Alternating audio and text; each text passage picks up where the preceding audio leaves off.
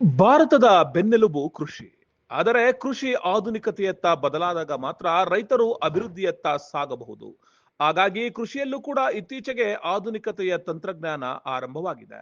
ಡ್ರೋನ್ಗಳನ್ನ ಬಳಸಿಕೊಂಡು ತೆಂಗಿನ ಮರಗಳಿಗೆ ಅಂಟುವಂತಹ ಹಲವು ಕಾಯಿಲೆಗಳನ್ನ, ರೋಗಗಳನ್ನ ಸಿಂಪಡಿಸಲು ಸರ್ಕಾರ ಒಳ್ಳೆಯ ಪ್ಲಾನ್ ಅನ್ನೇ ಮಾಡಿದೆ.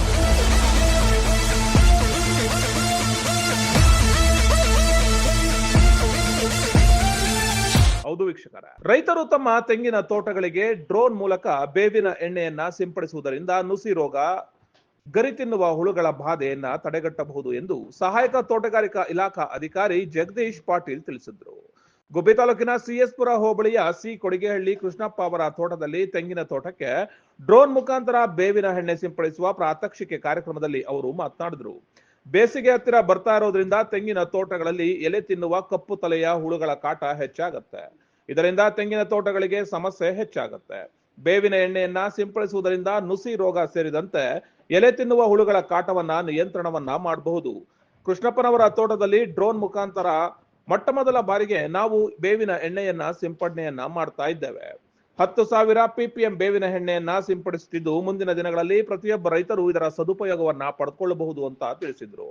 ಮೊದಲು ನಾನು ಜಗದೀಶ್ ಪಾಟೀಲ್ ಅಂತೇಳಿ ಸಿಎಸ್ಪುರ ಹೋಬಳಿ ಸಹಾಯಕ ತೋಟಗಾರಿಕೆ ಅಧಿಕಾರಿ. ಇವಾಗ ಬೇಸಿಗೆ ಸ್ಟಾರ್ಟ್ ಆಗ್ತಿದ್ದಂಗೆ ಮೊದಲು ತೆಂಗಲ್ಲಿ ಬರೋ ಒಂದು ಮೊದಲ ಸಮಸ್ಯೆ ಏನಂತಂದರೆ ಎಲೆ ತಿನ್ನೋ ಹುಳು ಅಂತ ಹೇಳ್ತೀವಿ. ಬ್ಲ್ಯಾಕ್ ಹೆಡೆಡ್ ಕ್ಯಾಟರ್ಪಿಲ್ಲರ್, ಕಪ್ಪು ತಲೆ ಹುಳು ಕೂಡ ಅಂತ ಕರೀತಾರೆ. ಅದು ಇವಾಗ ಬೇಸಿಗೆ ಸ್ಟಾರ್ಟ್ ಆಗ್ತಿದ್ದಂಗೆ ಅದರ ಸ್ವಲ್ಪ ಬಾಧೆ ಜಾಸ್ತಿ ಆಗ್ತಾ ಇರುತ್ತೆ. ಸೊ ಹೀಗಾಗಿ ಅದಕ್ಕೊಂದು ಮಾರ್ಚ್ ಒಂದು ಸ್ಪ್ರೇ, ಫೆಬ್ರವರಿ ಕೊನೆಯ ವಾರ ಮತ್ತು ಮಾರ್ಚ್ ಮೊದಲೇ ವಾರದಲ್ಲಿ ಒಂದು ಯಾವುದಾದ್ರೂ ಸಿಸ್ಟಮಿಕ್ ಇನ್ಸೆಕ್ಟಿಸೈಡ್ ಸ್ಪ್ರೇ ಮಾಡ್ಕೋಬೇಕಾಗುತ್ತೆ.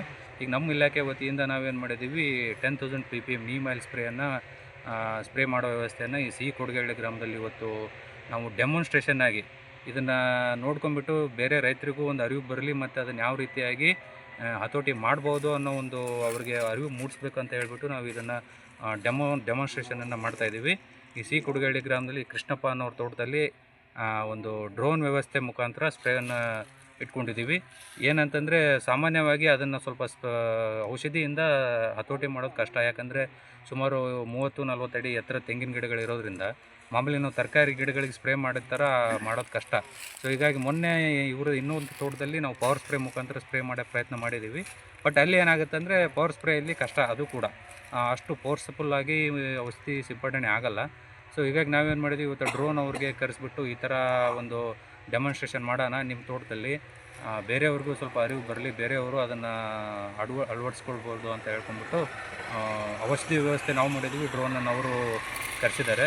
ಪ್ರತಿ ಲೀಟ್ರಿಗೆ ಒಂದು 4 ml 10,000 ppm ನೀಮ್ ಆಯಿಲ್, ಅದು 4 ml ಔಷಧಿ 1 ಲೀಟ್ರಿಗೆ, ಮತ್ತು ಒಂದು 10 ಲೀಟ್ರ್ ಟ್ಯಾಂಕಿಗೆ ಒಂದು ನಿಂಬೆಹಣ್ಣು ಮತ್ತು ಒಂದು ಶಾಂಪು ಹಾಕೋದ್ರಿಂದ ಏನಾಗುತ್ತೆ, ಎಲೆಗಳ ಮೇಲೆ ಔಷಧಿ ಚೆನ್ನಾಗಿ ಸಿಂಪಡಣೆ ಆಗುತ್ತೆ, ಎಲೆಗಳ ಮೇಲೆ ಹಿಡ್ಕೊಳ್ಳುತ್ತೆ. ಅದು ನಾವು ಇವನ್ನೇ ಮಿಕ್ಸ್ ಮಾಡದೆ ಹಾಕಿದರೆ ಏನಾಗುತ್ತೆ, ಬೇವಿನ ಎಣ್ಣೆ ಸ್ವಲ್ಪ ನೀರಲ್ಲಿ ಕರೋದು ಕಷ್ಟ.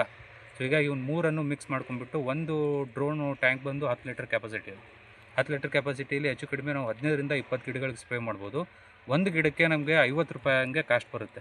ಈಗ ನಾವು ಮ್ಯಾನ್ಯುವಲ್ ಸ್ಪ್ರೇ ಮಾಡೋಕೆ ಹೋದರೂ ಒಬ್ಬ ಪವರ್ ಸ್ಪ್ರೇ ಮುಖಾಂತರ ನೋಡಿದ್ವಲ್ಲ, ನಾವು ಒಂದು ಗಿಡಕ್ಕೆ ಸ್ಪ್ರೇ ಮಾಡಬೇಕಂದ್ರೂ ಹೆಚ್ಚು ಕಡಿಮೆ ಒಂದು 10-15 ನಿಮಿಷ ಬೇಕು. ಅದು ಪೂರ್ತಿ ಮೇಲೆ ಎಲೆಗಳೆಲ್ಲ ನೆನೆಯಲ್ಲ. ಸೊ ಹೀಗಾಗಿ ಕಾಸ್ಟನ್ನು ನಾವು ಗಮನದಲ್ಲಿ ಇಟ್ಕೊಂಡ್ರೆ ಇದು ಒಂದು ಗಿಡಕ್ಕೆ ಹೆಚ್ಚು ಕಡಿಮೆ 50 ರೂಪಾಯಿ ಖರ್ಚಾಗುತ್ತೆ. ಪ್ರತಿ ಒಂದು MLಗೆ 10 ರೂಪಾಯಿ ಹತ್ತಿರ ಕಾಸ್ಟ್ ಆಗುತ್ತೆ. 10,000 ppm ಇರೋದ್ರಿಂದ ಅದ್ರ ಒಟ್ಟು 1/4 ಲೀಟ್ರ್ ಔಷಧಿ ಅಮೌಂಟ್ ಬಂದ್ಬಿಟ್ಟು 2,500. ಸೊ ಹೀಗಾಗಿ ಒಂದು ಸ್ವಲ್ಪ ಚೆನ್ನಾಗಿರೋ ಔಷಧಿಯನ್ನು ವ್ಯವಸ್ಥೆ ಮಾಡಿಬಿಟ್ಟು ನಾವು ಸ್ಪ್ರೇ ಮಾಡೋ ಒಂದು ಇವತ್ತು ಸ್ಪ್ರೇ ಹಮ್ಮಿಕೊಂಡಿದ್ದೀವಿ. ನೋಡಬೇಕು ಒಂದು ವಾರದಲ್ಲಿ ಆ ರಿಸಲ್ಟ್ ಯಾವ ಥರ ಬರುತ್ತೋ, ಅದು ಏನಾದರೂ ನಮಗೆ ಒಂದು ಸ್ವಲ್ಪ ಆಶಾದಾಯಕವಾಗಿ ಕಂಡು ಬಂದರೆ ಮುಂದಿನ ಒಂದು ಹಂತದಲ್ಲಿ ನಾವು ಇಡೀ ಸಂಪೂರ್ಣವಾಗಿ ಗ್ರಾಮವನ್ನು ಕವರ್ ಮಾಡ್ಬೇಕನ್ನೋ ಒಂದು ಹುಳು ಎಲ್ಲ ಬಂದು ಗರಿನೆಲ್ಲ ರಸ ಹೀರ್ಬಿಟ್ಟು ಗರಿಗಳು ಆವಾಗ ಇಳುವರಿ ಕಡಿಮೆ ಆಗುತ್ತೆ. ಅದರಿಂದ ಹೇಳಿ ನಮ್ಮ ತೋಟಗಾರಿಕೆ ಇಲಾಖೆಯವರು ಇದನ್ನು ಮಾಡಿಸಿ ಅಂತ ಅಂದರು. ಅದನ್ನು ಈ ಸರಿ ಮಾಡಿಸ್ತಾ ಇದ್ದೀವಿ. ಮುಂದೆ ಅದೇನಾಗುತ್ತೆ ಅದು ನೋಡಬೇಕು. ನಿಮ್ಮ ಭವಿಷ್ಯದ ಹೂಡಿಕೆಗೆ ಸ್ಮಾರ್ಟ್ ಆಯ್ಕೆ ಬೇಕಾ?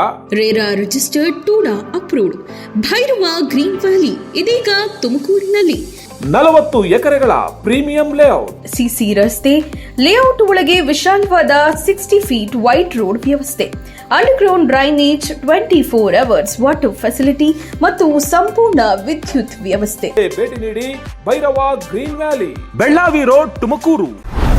ಚಾಲುಕ್ಯ ನ್ಯೂಸ್, ಜನರಿಗೋಸ್ಕರ.